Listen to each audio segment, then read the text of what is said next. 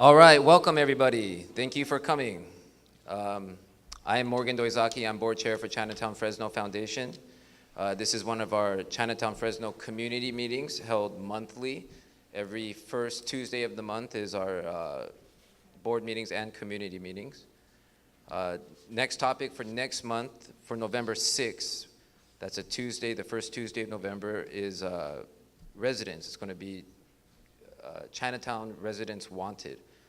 We'll take a look at the Fresno Housing Authority's 57-unit retail on the ground floor. We'll be discussing that and some of the design, as well as some of our SROs and some of the capabilities and possibilities we have with those. And also how our residents can improve the environment in an urban neighborhood like ours. And also on December 4th, we are going to have an open house. We just got an office on 1433 Kern Street. That's on Kern in between F and E. We're going to be calling it the Chinatown Empowerment Center. We're going to bring outside resources for the benefit of the Chinatown community to create business development and job development. And on that note, I am going to introduce to you Jan Minami. She's a director of the Chinatown Fresno Foundation. Please give her a hand. Thank you very much. Thank you to Miguel for being here. We understand our other candidate will be here shortly.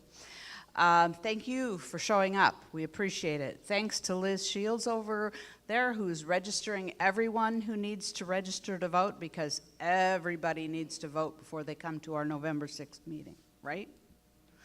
And also, if you need to register, you can quietly get up. As long as you don't disturb the candidates, quietly get up and go over and talk to Liz. She will be glad to help you. Want to thank Chris Samaro in the back from CMAC is recording us. Our board volunteers, Morgan, of course, our board chair. Fuji Robeski is over here. Doug Siebert on the soundboard.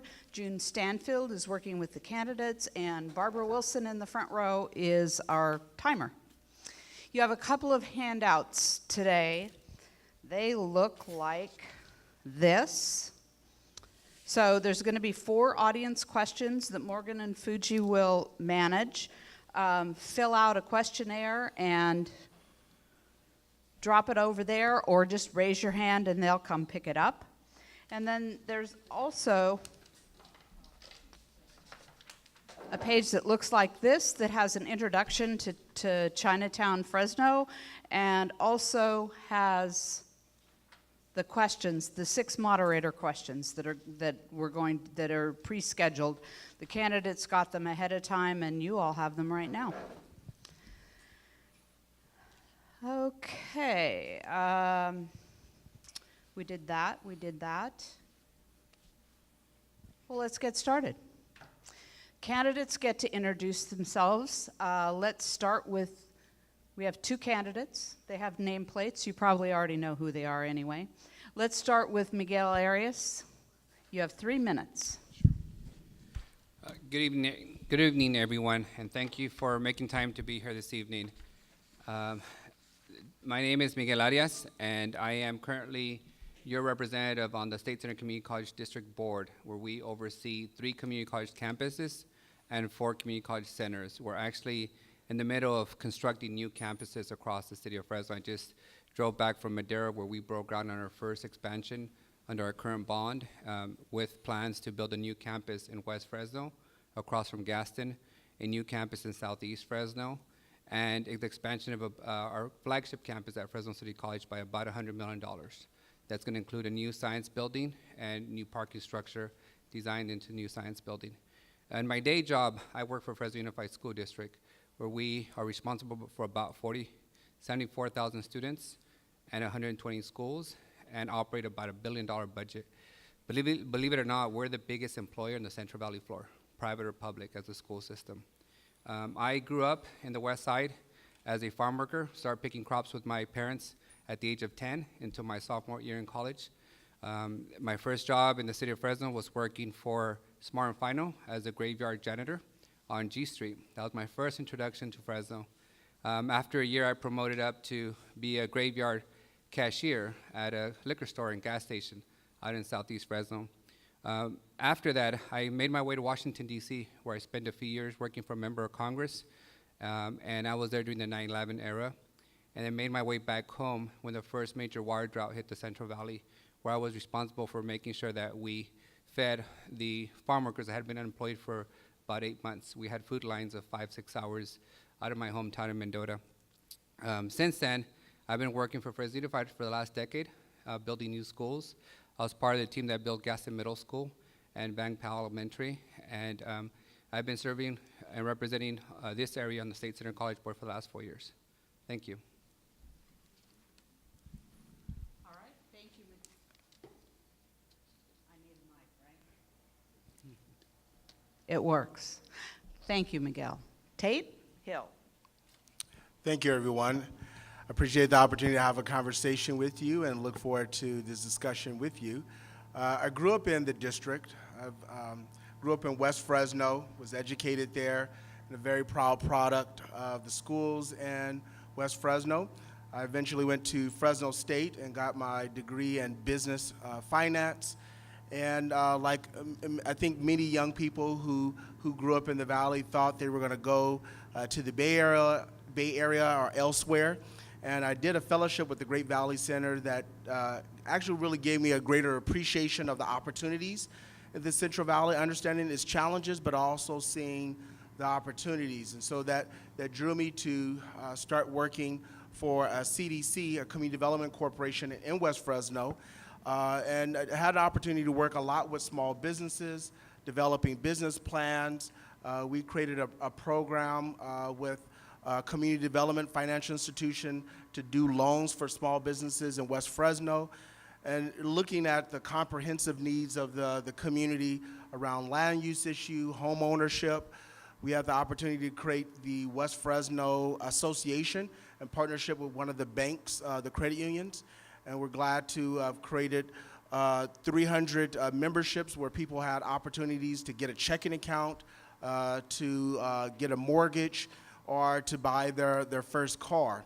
A couple of years later, I was recruited to the Black Chamber of Commerce and really worked hard to bring what was initially 2 organizations together, merged them, grew the membership from less than 25 to over 250 members throughout the Central Valley. And then I had the opportunity to work with, where I currently work now at Fresno EOC with Access Plus Capital. And we have done small business loans to help about 570 businesses throughout the Central Valley. A number of those businesses in communities like Chinatown, like West Fresno, and other communities. And I've lent more than $27 million to those small businesses, most of those businesses owned by either women or people of color, and really to support businesses.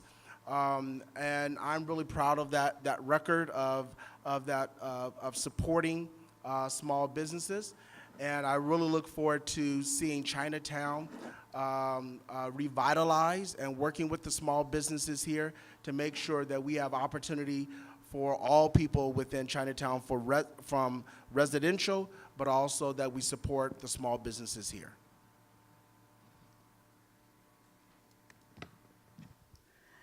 Thank you, Tate. Remind everybody, there's a couple more fans over there if you're hot. You can see them in the audience. They work pretty well. They can also remind you to vote.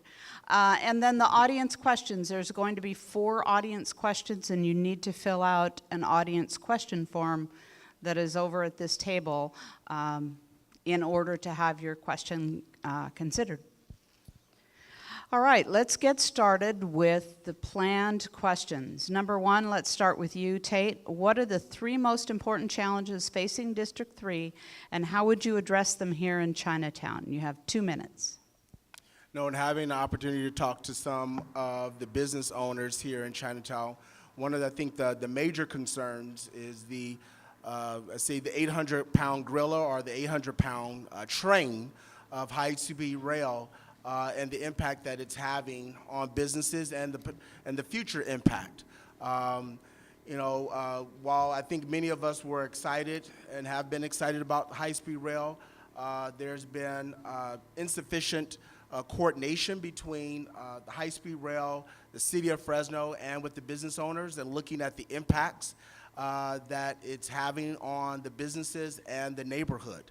I would say the second challenge, which kind of connects to the first one, is not having intentional planning and support around this neighborhood.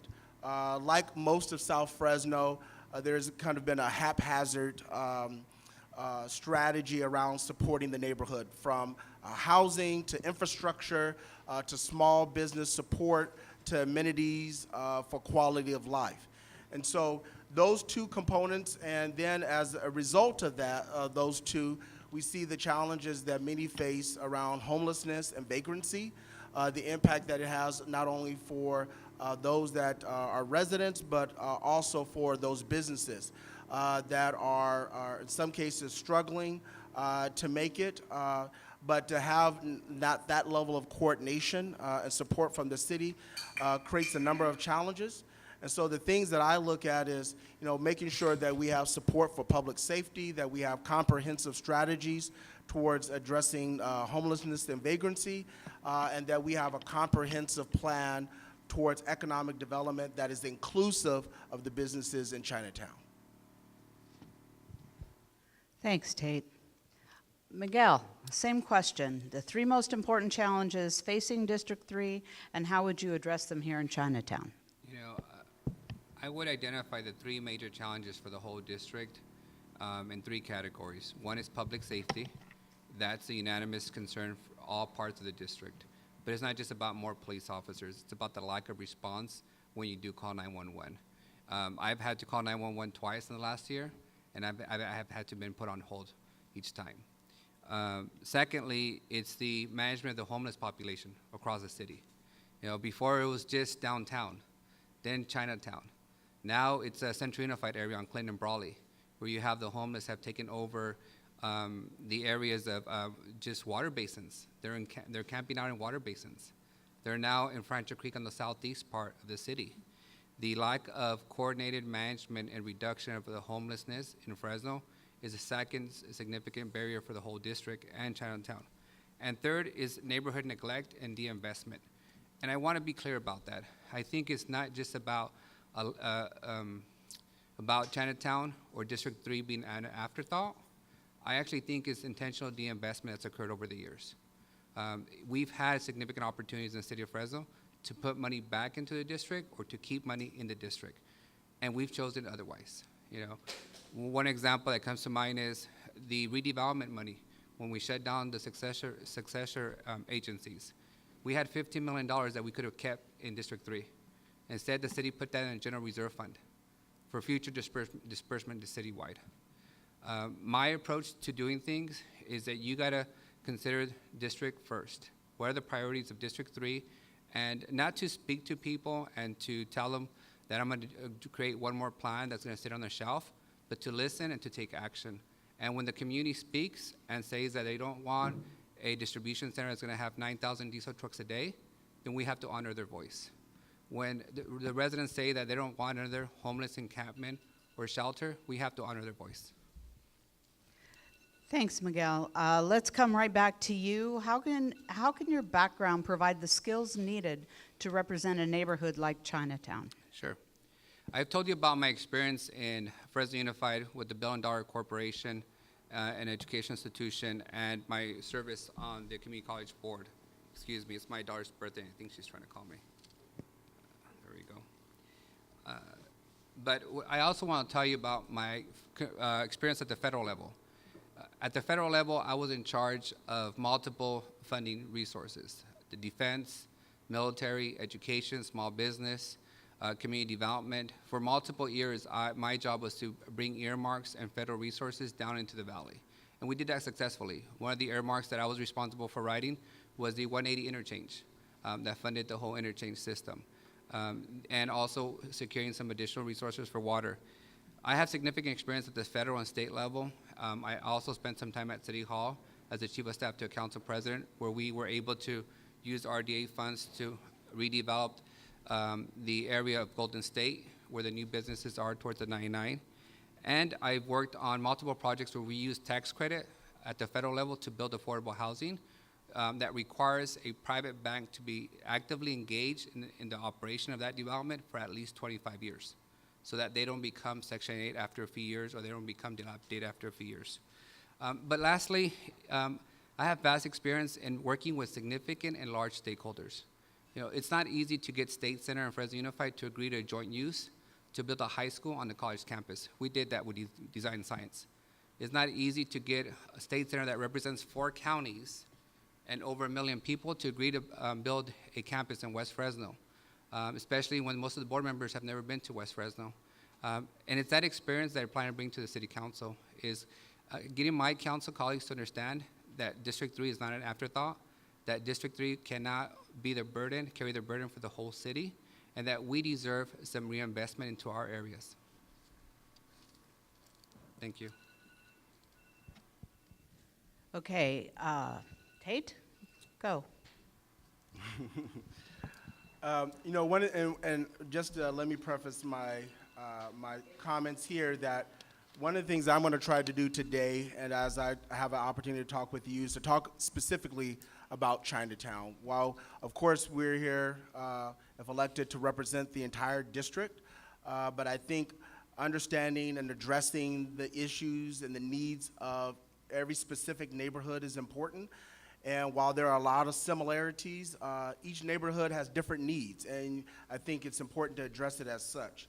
And so I would say, particularly thinking about Chinatown, that is largely a business district that does have some residents, is my experience actually managing a Chamber of Commerce, a business association. I'm really glad that the Chinatown partnership and the exploring and putting together a property-based improvement district. I think that's a great way to galvanize the businesses, and having experience actually working with small businesses, developing business plans, helping them become loan ready, to think about small business certification and contracting, and directly actually doing that work one-on-one with businesses. Also, in my current role at Fresno AEC, my prime role is to help bring in resources to do small business lending and coaching and training.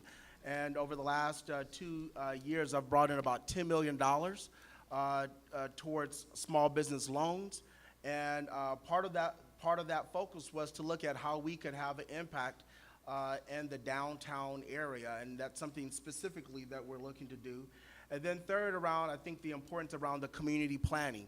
Been involved in the TCC process, the Southwest Specific Plan process that Chinatown was a key partner in. That ability and desire to work and value people's perspective and to make sure that people have a voice and working with others. Thank you, Tate. And let's come back to you with question 3. Will you pursue policies to promote social and racial justice in Chinatown and the rest of District 3? Yes, I will. This is something that is really important to me, understanding that the challenges that we face in District 3 around chronic homelessness, around chronic and concentrated poverty, a number of the land use issues didn't happen by accident. I mean, the fact that we even have a Chinatown is a part of our country and Fresno's history around racial discrimination and economic injustice. And so one of the ways I see that at the city level, us addressing that is the city has almost $1 billion budget and hundreds of millions of dollars that it does in contracting and vendor services, is to look at putting together a policy that we started at the chamber, a policy to utilize more local, diverse, and women-owned businesses in the city's contracting.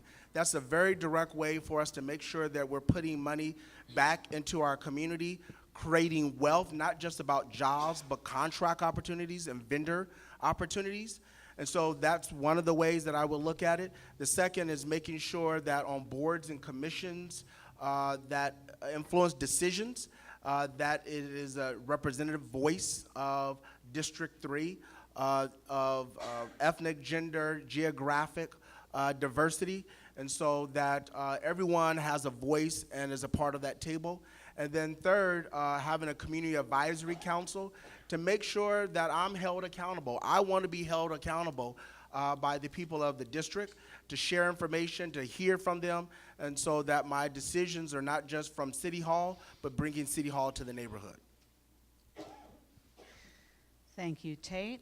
Miguel, same question about social and racial justice. Absolutely. And let me tell you why. I was brought into this country when I was 2 years of age. My family got immigration status through the Reagan amnesty of '86. If it wasn't for a accepting community, for public education, for the ability and opportunity to have a job that paid and you can raise a family with, we would not be here. My daughter of 12 years of age and my 6-year-old son would not have the opportunities that they have today. They would not be considering veterinary school in UC Davis at the age of 10 if it wasn't for those elements that our community gave us. For me, social justice is simply you walking through the door of opportunity and holding it open for the person behind you. And I think too many folks today forget about that. Forget that none of us got here by ourselves. Sure, we worked. Sure, I worked 14-hour days in the summer, but so did everybody else. And it's gotten harder and harder for a lot of people in our community to succeed. From my perspective, that's why I push for policies that make sense for us. You know, at State Center, when we passed a $500 million bond, the first thing we did before we allowed staff to spend a penny was to pass a non-displacement policy to ensure that our facilities were not displacing people and pushing them out. We didn't want to be part of gentrification that occurred in any city in which we built a college. Then we also passed a policy that required them to monitor who they contracted with and make sure they were contracting minorities and local contractors so that jobs can remain here. We also require them to bank local. We use a buying power. You know, the city of Fresno has $1 billion, and they operate with Bank of America and Wells Fargo, never requiring them to open up a facility here in Chinatown or in West Fresno. We have that ability if we just exercise it and remember that social justice is simply about giving the same opportunities that were given to us. Thank you, Miguel. Let's come back to you with question 4. With the opportunity provided by available flat ground here in Chinatown, how important is it to you to encourage public office buildings in Chinatown that employ our residents? You know, it is being a good steward of public funds, and it's being a good neighbor for us to require that we hire local. Our campus in West Fresno that we're building, it's approximately now nearly $100 million project. And we're going to be looking at a community benefits agreement to ensure that we hire local from the geographic area that's going to be impacted by us building a new facility. That's never been done in our 100-year history, nor is it easy. You know, as a result, folks who don't like those things are going to oppose our campaign. But it's the right thing to do for the residents that we serve. We just purchased a guaranteed building. We could have, we had offers to go move to Clovis, move our whole headquarters to Clovis, to the old Palco. Instead, we chose to buy downtown and renovate a historical jewel and be part of the revitalization efforts. And we're pushing right now to make sure that the first floor is used for an active restaurant, move our culinary program back into that facility so it's an active restaurant and cafe. It also came with the 700-car parking garage that we're going to be transporting, using for our students to park free in, and giving them an electric shuttle to the main campus at City College, reducing the pollution footprint that we would otherwise have. There is ways where we can actively ensure that local communities benefit from the investments that we make, both private and public. And this goes when we also offer subsidies. You know, you guys have heard about Amazon and Ulta. Those buildings were built by people in Texas and Arizona that were shipped in, even though we gave them $30 million to Amazon and $18 million to Ulta. That simply just isn't right, nor is it good economics for the city. And those are the kind of policies that I won't be supportive of, and we'll find a way to ensure that the local community that pays taxes, lives here, and deals with the mitigation benefits too. Thanks, Miguel. Tate, public office buildings in Chinatown. Definitely. And let me just real quick retouch up on this the social justice piece. And I think it's important to note that it was the community, the folks, the 100 and I believe 65 that voted in the TCC process that were part of the Southwest Pacific Plan that helped to create policies that force State Center to put those local hiring policies in place. It was the work of the Black Chamber and ABERC and the Hispanic Chamber that lobbied the trustees to say, you know what, as a district, if we as voters have encouraged that bond, we want to make sure that you're going to use local contractors like an RMC enterprise. And I think that same kind of mindset of partnering with the public, the private sector, and for example, again, leveraging the resource through the Chinatown Partnership and the PBID to look at community ownership of that kind of public space, where you don't have to be concerned about gentrification because of that public ownership by a community-based organization. Leveraging the city's resources and CDBG or home funds that can help support that PBID. There's plenty of examples in other communities where PBIDs and CDCs have partnered with the city for those resources. Also being a cheerleader and working with nonprofit organizations to get money from public foundations and private foundations, and also working with banks to do the CRA loans that will make sure that you have those office spaces. When you have those policies in place that also couple with local hiring that are connected to your incentives, now you have the physical space and the resource, and you can couple that with the employment policy. Thank you, Tate. Let's move on to question 5. Are you aware of facade improvement funding that Chinatown business and property owners could access? Would you support development of that funding through the city of Fresno? Me? Okay, great. Yes, you.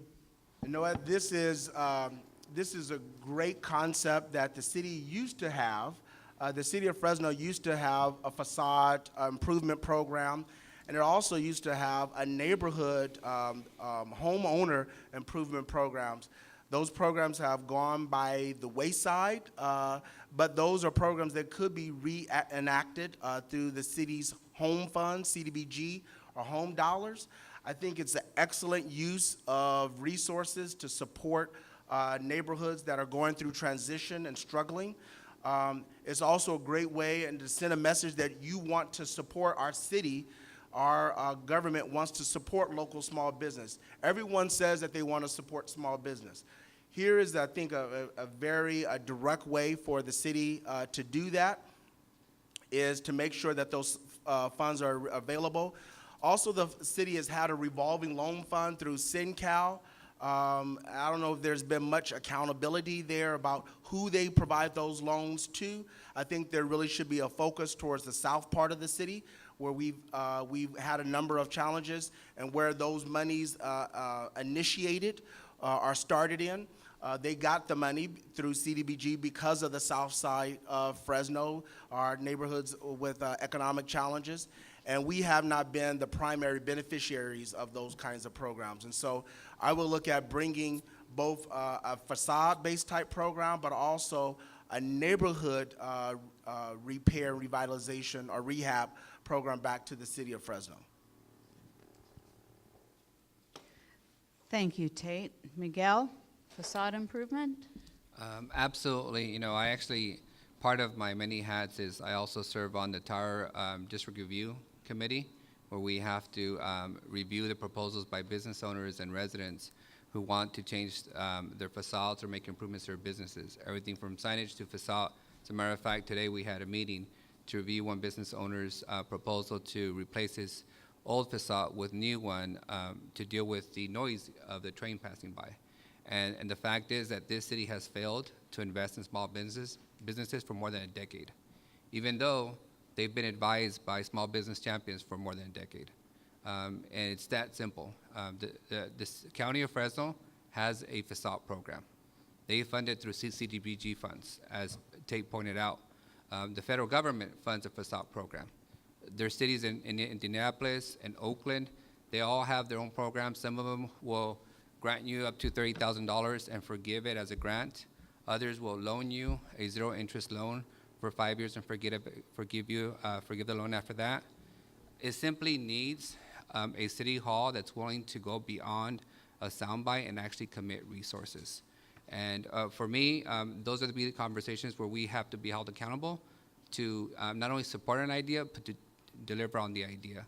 And if the county of Fresno, that serves all these unincorporated communities, can invest CDBG funds into it, the city of Fresno, it's time for them to revisit how we use our own funds. In the city of Fresno, we use CDBG funds to fund the police officers. It's not what the federal government intended for those funds. It's not the way most cities in this state or in the nation use their funds. I think it's time for us to actually support small businesses and treat them as if they were Amazon. When it comes to Amazon, they get $30 million, and they're a $1 trillion company. When it comes to Chef Paul's or El Patio in the Tower or any of the businesses here, it's not the same reaction. Thank you, Miguel.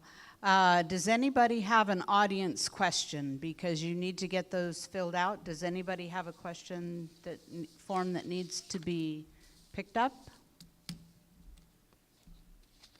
Okay.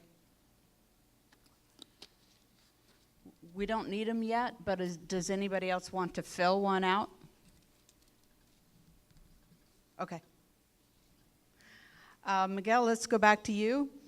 This is just like the easiest question there is in the world. Is it possible to end homelessness in Chinatown? Actually, before I answer that question, let me just say this. Thank you, Chinatown. These have been the most thoughtful questions that I've seen at probably a dozen forums that Tate and I have been a part of. I mean, these are questions that are actually really thoughtful, and they're not all that easy to answer. The answer to that is no. I had two siblings that were homeless in Fresno, in Chinatown and downtown. One of them was homeless for about 5 years, living under a bridge. Homelessness is something that's so complex that you're not going to eliminate, but you can manage it better. And we can have significant reduction in the homeless population and presence in Chinatown if we take a citywide approach, where District 3 in Chinatown no longer carry the burden by themselves for a citywide problem. We need a citywide solutions. The continuum of care with the Housing Authority and other providers, they're making progress. But what we're also doing unintentionally is attracting poverty. When we continue to focus on jobs that pay minimum wage, that are assembly jobs only, versus jobs in education, healthcare, and telecommunications that provide a middle class pay, a pension, healthcare, and upward mobility, you reduce the homeless population, but then it increases the next year because you continue to attract individuals. I can't tell you how many individuals I've run into that have been displaced in the Bay Area that are now in Fresno. They're on fixed incomes because it's more affordable to be poor in Fresno than it is in other places. I think as a city, we have to take the approach of establishing shelters across the city because it's a citywide challenge, having services provided at each of those points. Some folks are calling them processing areas or places where they can have a clean bed to sleep on, showers, bathrooms, washers and dryers, which is the ideas that I like. And we also have to be thoughtful about what kind of jobs to attract. If we're going to be in the role of subsidizing the private sector, we ought to invest in middle-income jobs that allow people to upward mobility in this economy. Otherwise, we'll continue to have the concentration of poverty that we've had for a while. Thank you. Thank you, Miguel. Tate, the easy question, is it possible in Chinatown? This is actually probably the biggest challenge that we have in Fresno, that we have probably the least amount of a strategy or effective strategy to deal with. I do like the new plan that the mayor and Supervisor Sal Quintero and the Housing Authority are working on, the steps to home, that look at a comprehensive view of looking at particularly chronic homelessness. And so, understanding the different forms of homelessness, the kind of services that people need, the kinds of housing that needs to be available, making sure that there are low barrier homeless shelters, but that all of them should not be in the south part of Fresno. We know and we see, and I experience it when I go to a restaurant in Chinatown or go to the bank in Chinatown, that this community, this neighborhood has experienced the blunt of homelessness, right? And so I believe it's, as a city, as this is a citywide issue, we as a city must work with the business community, the neighborhood of Chinatown, to help to alleviate that issue, particularly the impact that it's having on small businesses, making sure that we can couple housing with social services, and as a city agency, working with our nonprofit organizations, working with the county to make sure people get mental health services and so forth that they need to be able to transition. And then also, you know, having a better approach of supporting the businesses around these issues, around the facade, and other things that will help to curb some of the issues, making sure that the streets are taken care of and clean, that there are police that are patrolling the area. We've got to have a comprehensive strategy. Thank you, Tate. Okay, audience questions. Do we have any more? Do we have any? Can you get Renata's? Do you have 4? Yeah. Well, pick one. Renata has one also. Okay, hold on.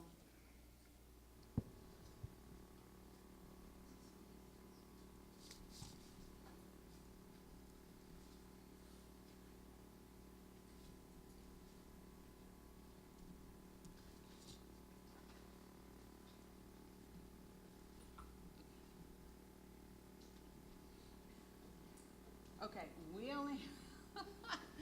only have time for 4. Oh, microphone. We only have time for 4 questions. So, and we have 6, which the committee has not reduced to 4. I don't know which one is yours. Okay. So let's go. Let's try this one to start. And let's go with, who's up? You were last? It's up to you. I don't No, you remember. were last, Okay. right? Yes. So you're next. Okay. Okay, you have 2 minutes. So you think that providing low-income housing in Chinatown is beneficial to building up Chinatown? The answer is no. You have to be able to build mixed income housing. In order to revitalize the neighborhood, there has to be mixed income housing. One of the primary reasons that I'm running for city council is because as the State Center Board, we're investing nearly $100 million building a college campus in West Fresno. And we were promised mixed income housing around the college campus. And I'm starting to see that those promises are not being kept from the different developers. If you don't build a mixed income neighborhood where you have seniors and college students and student housing and affordable housing and single family housing, you cannot turn around a region. And we have a great opportunity in this area where we're building, you know, an educational corridor to be able to turn around a community. High-speed rail won't help us if we don't build mixed income housing. Instead, will simply be, will just be the current version of Motel Drive, where there's extreme poverty and concentrated poverty while the train passes by. So you have my commitment that I won't allow affordable housing to come in concentration in any part of the district. In my view, we've done our part in District 3 for the city of Fresno. It's time for the rest of the city to do their part. Okay, thanks, Miguel. Tate, a low-income housing in Chinatown is beneficial? I believe that, I also agree that we should have mixed income housing, but I'm also of the belief that you can have quality, affordable housing. Making it market rate doesn't necessarily mean that it's going to be quality. And so I think there's a couple of things that we can do as a city if we're giving dollars for infrastructure or CDBG or home dollars, is to make sure that we have quality housing that people can afford from that neighborhood. What's affordable, what's market affordable in South Fresno is going to be different from market affordable at Woodward Park. And so if we want to have kind of the mix of individuals within our neighborhoods that are going to include students and seniors, then we need to have housing that people can afford. With our housing and rents averaging and increasing 10% a year, and now average two-bedroom brand new is $1,300. Many of the residents, even in South Fresno, may not even have the income to afford that. So I want to look at how do we have quality housing that people can afford, that have the same kinds of amenities and are designed with quality that you would see elsewhere within our city. Thank you, Tate. What we're going to do with this plethora of questions we have here, I'm wondering if I saved 2 of these questions and I emailed them to you, would you be willing to give me a response? You know, we're here, so yeah. I'm willing to answer all the questions you have. We're here. Right. Okay, Yeah. so we'll do this afterwards when everybody could go home, but they can stay. All right, so let's go back to you, Tate. What is your vision of Chinatown in accordance with the high-speed rail station that's in our backyard? Right. So I really believe that, and I've seen some of the renditions of and ideas about what high-speed rail, and even also the city of Fresno has about this the train district with some of the components there. I really believe that there should be a community-driven process. We saw a little bit of it within the TCC process, but there I believe should be Chinatown, even though it was a part of the general plan, there should be a specific plan specific to Chinatown. It shouldn't just be treated as just a part of overall downtown or a part of overall West Fresno. I think there's some components that Chinatown needs to be planned out by the businesses, that take the businesses in mind. That's something that I'm really concerned about, potential loss of the local businesses that are in Chinatown, and making sure that within the policies and the practices that the city and the high-speed rail has, that it takes in mind what the impact that it will potentially have to small businesses. And seeing how high-speed rail has done in other areas, we know that that has not been done in an equitable way. You know, it's said that it needed to close down Tulare, and now it's going to open it back up, and not really be clear on that process. One of the things I will do as a council member is make sure that I'm engaging with you, bringing high-speed rail to the table, but making sure that your concerns, your issues are at the forefront about how you want your neighborhood to look. Thank you, Tate. Miguel, high-speed rail in our backyard. You know, I've been a policymaker for going to my 4th year, and one of the major lessons you learn is to say I don't know. And in State Center, we represent 4 counties. Things from the Oakers in the mountains to West Fresno, urban, subrural, rural. And what I've learned in that process when we're building new facilities that are permanent and are going to be life-changing for the students, but also for the neighborhoods, is to understand that my role is not to determine that vision. My role as a policymaker and as a council member would be to fund a process so that you as merchants and residents can tell us exactly how you want to interact with high-speed rail. You know, I've been a homeowner in District 3 in downtown for 10 years. And I'm not a property owner in Chinatown. And I'm not gonna allow myself to be convinced by a developer or high-speed rail on what the vision for Chinatown should be.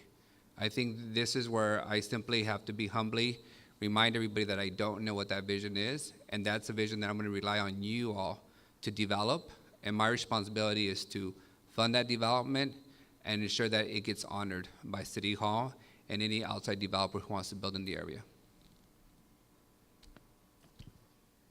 Thank you, Miguel. Let's go back to you on this one. Who or what organizations are financing your campaign? Oh, good question. It's actually a pretty popular question. Everybody seems to ask this question, right, Tate? So I am the largest contributor to my own campaign. So I like to, my daughter reminds me that it's actually her and my son, because I've given myself $10,000 towards this effort. I made it a point to remind people that community service and public service is supposed to be about that. You believe you have something to offer, and you should be willing to put your own resources and your own commitment to the work. Secondly, after that, my largest contributors are the sheet metal workers, the union members that build our facilities across the city. And after that, it's the Arambulas, former Assembly Member Juan Arambula, who's been very generous and providing us financial support. We also have another group of laborers. The carpenters have supported our efforts, the iron workers who build our tall buildings, also the developers, Granville, Darzasimian developers have also supported our efforts. So several labor groups, my own family, and developers have funded our campaign. Thank you, Miguel. Tate, who funds your campaign? So likewise, I'm the largest contributor to my campaign, but also have a kind of a broad cross-section of support. I'm supported and receive contributions from a number of city employee groups, the ATU transit workers or bus drivers, the professional employees, and also the Police Officers Association, along with support from a broad stroke of business, including the Fresno Chamber, the Apartment Association, support from the Realtors Association, and then also a number of just individuals that actually live in the district. While of course appreciate the contributions that help to help us to get our mail out and share information, to me, when I get, from an individual city employee or someone in West Fresno that gives me $25, I hold that contribution as important because that person, they may not have a lot of money, but they believe in the vision and the ideas that I want to bring forward, and they want to be a part of that. And so, to me, those individuals end up being the most important contributors. Thanks, Tate. Let's come back to you. What is your stand on the public safety tax? So right now we actually don't have a public safety tax being presented. We have a parks initiative that's being presented, but I do believe that public safety is really critical for not only the entire city, but District 3. And as I've talked to people in the neighborhoods, it's the number one thing that people bring up. And so if there's an opportunity as the incoming council member, I would say when there's an opportunity as the incoming council member, I'm willing to work with the other council members and the mayor and other public safety groups and organizations to bring a public safety tax forward. We need to make that kind of investment in our infrastructure that supports both police officers and firefighters and dispatchers. It's not just about more police officers. Our engine number 3, when I had an opportunity to visit with them, they're only operating kind of at about 50% because the truck is not fully staffed. And so we know we have a public safety deficit here in the district and in the region. And so I am committed to making sure we have the resources to do that. Thank you, Tate. Miguel, public safety tax? Sure. I actually proposed the city taking on the challenge of developing a public safety tax almost 18 months ago in an op-ed to the Fresno Bee. But let me tell you why. It wasn't for a campaign reason or to get support from a police union or a fire union. I found a lost toddler in downtown, and I called 911. After being sent to the CHP dispatch because the city dispatch was overwhelmed, they took my information. We spent 4 hours waiting for police to show up. Volunteers show up in their 60s, 70s, and 80s. Good, great volunteers. Took another hour and a half for a police officer, sergeant, to show up. So I dug. If that was my daughter, my son missing for that many hours, and you know, everything tells you don't take the toddler in your house. You don't know what happened to her. You don't know where she came from. You think the worst of maybe it's a homeless woman's daughter who she left because she's on meth. It turns out to be simply a lady who was working a graveyard shift and left her kid being babysat by a nephew who fell asleep and the little girl snuck out. So I dug. I went through the finances, I went through the reports, I went through the budget, and I concluded that the city would never have the revenue of the general fund to fund police and public safety, fire and police, the way it should, without a tax. I also found that this city has passed taxes for freeways, for schools, for libraries, for the Fresno Zoo, for the college campuses. We're willing to invest in ourselves, on conditions though. Conditions are, we can't be giving money away to corporations that don't need it and asking residents to pay more taxes to pay for the things that we just gave away to them. We gave $70 million to Amazon, Alta, and The Gap that would pay for police, fire, parks, and streets. And we have to be honest with them on what we're gonna use it for and be accountable for it. Thanks, Miguel. In order to respect everybody's time, the way we're going to run this is now we're going to go with the summaries, and then if anybody wants to stay, the candidates have agreed to stay, we'll answer the other two audience, we'll ask the other two audience questions.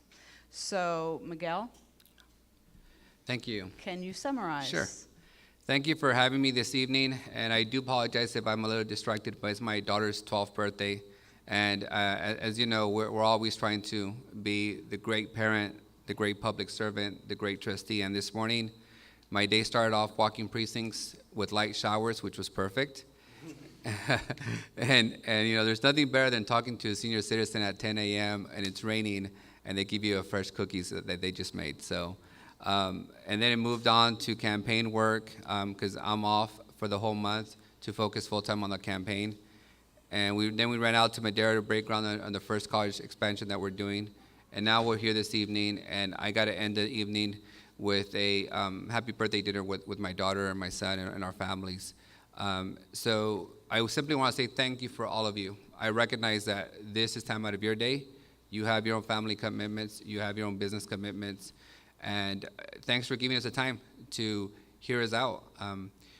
Me and Tay are good friends, and I think we're going to be good friends after this campaign. I think you'll see you have two good options.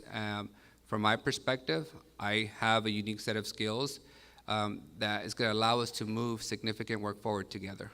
And I'm serious about being frank, direct, and honest with the people I interact with, and holding institutions accountable for delivering beyond simply a soundbite and a talking point.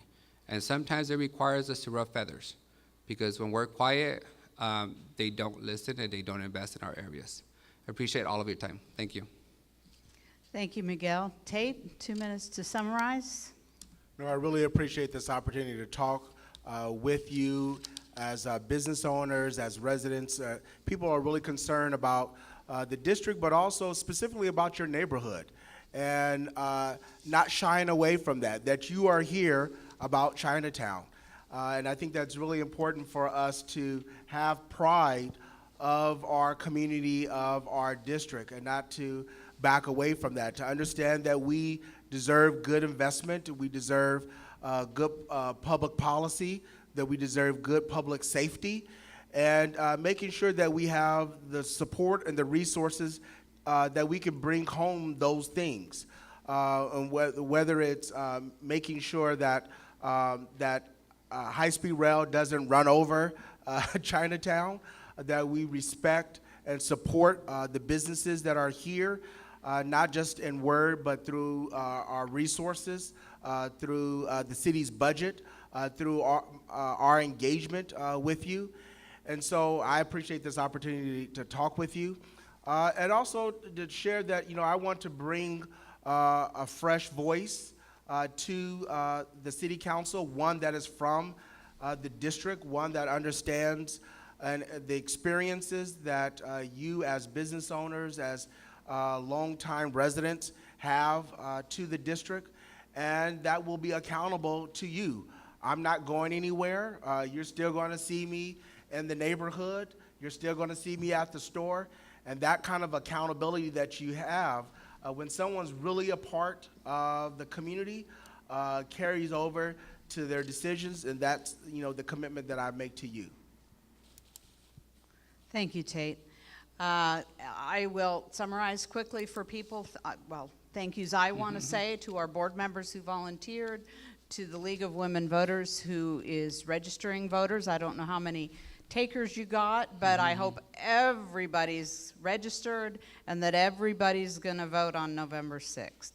And as you walk out, if you didn't pick up information about our organization, feel free to do that. And also at the bottom of this sign, it gives our website. It's chinatownfresno.org. So there's plenty of information there as well. Thank you all. Oh, open house. Yes, our November meeting is about residents. It'll be at Central Fish at 5:30, probably an hour and a half, because we will go into some detail on the FHA project. And then December 4th, we're having an open house in our office, and we would love you all to come. More information on that as we get closer. Okay, anyone who needs or wants to leave, please feel free. But the candidates have agreed to stay, and we have 2 more questions. So we'll take like a 30-second break so people aren't too embarrassed about walking out.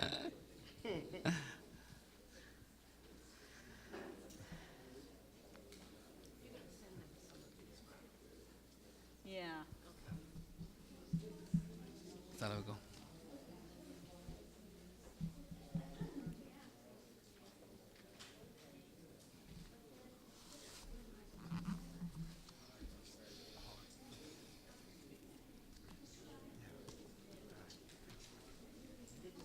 Okay, folks, we're back to questions. Thank you,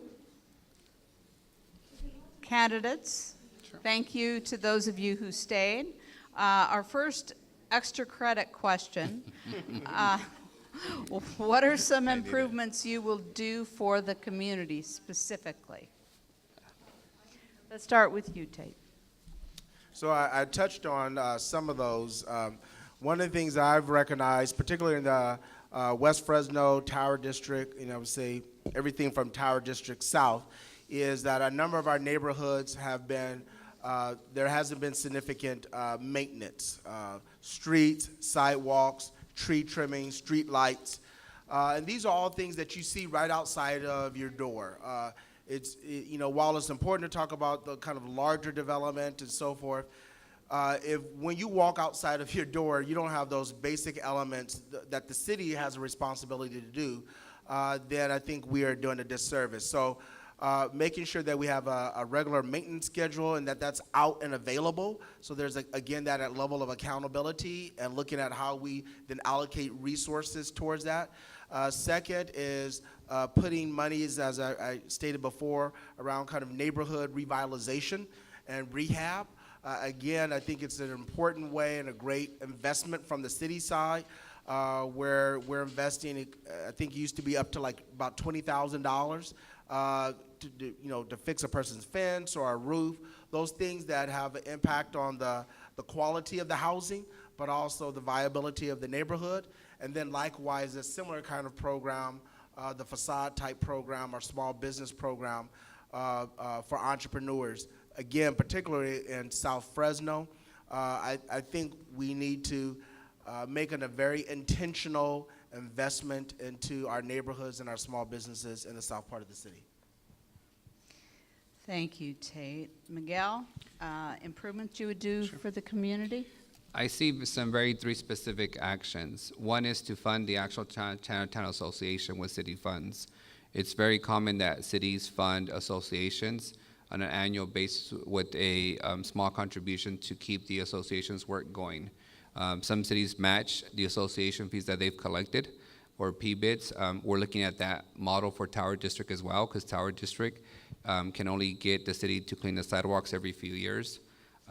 Secondly, a facade improvement program funded through CDBG funds has been long overdue. That would be the second action I would fund in the budget process. And last, the green space and landscape in the business corridors. It's so unfortunate that you see a city come in, do landscaping, the tree dies and it sits there for 6 months or a year because we don't have people to replace trees, or we can't allow somebody else to replace them. So a streetscape and green space investments have to be made in the business corridors. People want to visit businesses, but they also want some beautification in those corridors. Thank you, Miguel.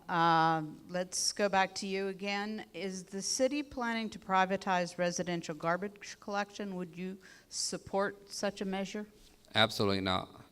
And it's not because of support from a city union, because none of the city unions have supported our campaign. I think city unions are very thoughtful about not opposing a city mayor when they're in negotiations with that mayor. But when they pushed the Measure G, privatization of commercial garbage, the analysis was supposed to be a huge return on investment, but it never penciled out. You don't privatize an operation that's efficient. You improve it. And privatization hasn't worked in any history in the city of Fresno. So I would not pursue privatization of residential garbage services. And partly too, because I'm a customer of the commercial service, and there's issues. The city of Fresno right now is in the process of having to figure out whether they give the commercial private companies another 10-year renewal without going back to bid or without even asking for improvements on the current services. From my perspective, when they're city employees, you complain to your council member, improvements are made. When they're a private contractor, you complain to the contractor, and you hope that improvements are made. There's a distance that is natural occurring, and it's no fault of commercial providers either. They have a lot of customers, and I'm sure they're doing the best that they can, but privatization is not a way to fix things. Thank you, Miguel. Tate, do you support privatizing residential garbage collection? No, I do not. And I think, kind of a little bit to Miguel's point, seeing some of the challenges that we're having on the commercial side. Our church is just down the street here at Kern and C Street, and many times our trash is not picked up, or we have issues. And so really evaluating any kind of contracts that we currently have, I honestly believe we need to go out to bid, even if it ends up being the 2 or 3 contractors that would still get that contract, but it creates an opportunity for us to have a conversation with them about the quality of service, and that the public as business owner, land owners have an opportunity to express their concerns, and that then that contractor have to provide a corrective action plan towards addressing those to get that contract. But I do believe on the residential side, there would be no need for us to privatize that, and that our city public waste does a good job. Okay, we're going to do a real quick one here. I don't think it requires a whole lot of detail. It's not as simple as the homeless question. And then we're going to wrap for today. Tate, do you support Fresno as a sanctuary city?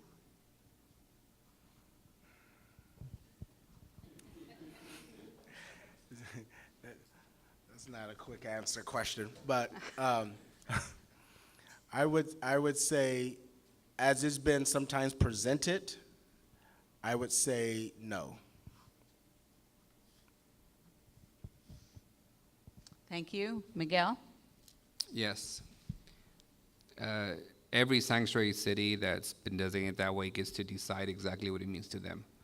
And I think you not owning that responsibility is a shortcoming in leadership. If you feel any group in any city it feels unsafe, it's our responsibility to make them a safer and help them feel safer, because at the end of the day, we don't ask people for their legal status when they pay their business bill or they pay their taxes or they buy grocery stores. Everybody deserves a right to feel safe in the city that they live in. And if people have concerns about debt scope, then they should engage in the process and define it locally. We have that ability as a charter city. Thank you. Thank you, everybody, again. I do want to say, after you vote on November 6th, which I'm sure you all will do, bring your voter sticker or the little tab from your absentee ballot, and there'll be a basket of goodies from which you get to draw if you voted. This is for our November 6th meeting. And we will wrap in plenty of time for everybody to get home to sweat the rest of the election. Thank you. Thank you all. Thank you Good all. luck to both the candidates.